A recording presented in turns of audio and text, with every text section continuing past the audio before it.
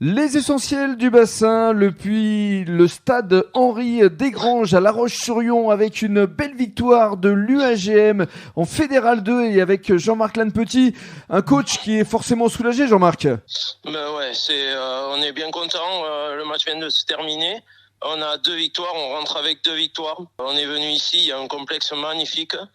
Le temps s'y est prêté et là on ressort avec la victoire, c'est parfait pour nous. Cela étant, là sur ce match de l'équipe première, c'était quand même tendu, serré, voire crispant en première mi-temps, beaucoup de pénalités, 3-0, 3-3, 6, 3-6, 6, 9-6, 9-9 à la mi-temps, et c'est en deuxième mi-temps que vous avez fait la différence. Ben oui, mais pour une fois on a sorti une deuxième mi-temps. Après on savait que ça allait être très difficile parce que on les a croisés avant le match et donc c'était une équipe qui jouait déjà un peu sa survie. Et donc on a senti que c'était une équipe très valeureuse.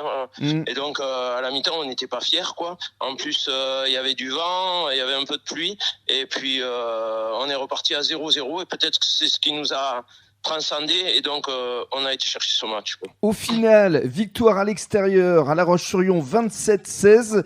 Vous étiez 5e ex-aequo, ça veut dire que vous allez remonter au classement. Et alors le prochain match dans 15 jours, ce sera face à Rochefort, et là encore une fois ce sera un match important. Ouais, c'est ça. En fait, ce qu'il fallait, c'était à tout prix venir valider la victoire de Tours, parce qu'on prend les matchs les uns après les autres, et on savait qu'on recevait Rochefort, qui a priori a un gros paquet, et donc ici il fallait venir le valider.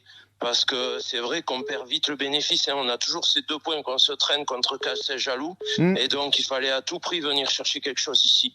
Mais après, on a rencontré une équipe très généreuse, mais qui a fait des fautes quand elle a été un peu en panique. Et au contraire, nous, on a quand même marqué 2 essais, je pense, de très bel augure. Et donc, c'est ce qui a fait la différence. Ouais, et puis l'essai de Kissa, là, le long de la ligne, ça a permis de libérer les joueurs aussi en fin de deuxième mi-temps. Ouais, tout à fait. Je l'ai un peu grondé en première mi-temps parce que j'ai trouvé qu'il était endormi. Et après, là, il s'est réveillé, Et après, il s'est réveillé et il s'est mis au niveau des autres. Et puis après, c'est sûr que après, quand il s'y met, il nous apporte le plus, quoi. Et surtout, vous n'avez pas lâché. C'était le reproche qu'on pouvait faire à l'UAGM sur les 2 derniers matchs où en fin de seconde période, c'était très compliqué. Ils lâchaient des points. Là, ils ont sorti les barbelés. Ils ont vraiment bien défendu. Et franchement, voilà, c'est du bonheur ce soir. Ouais, surtout que là, on a fait un match un peu comme il y a 20 ans, c'est-à-dire qu'on avait en gros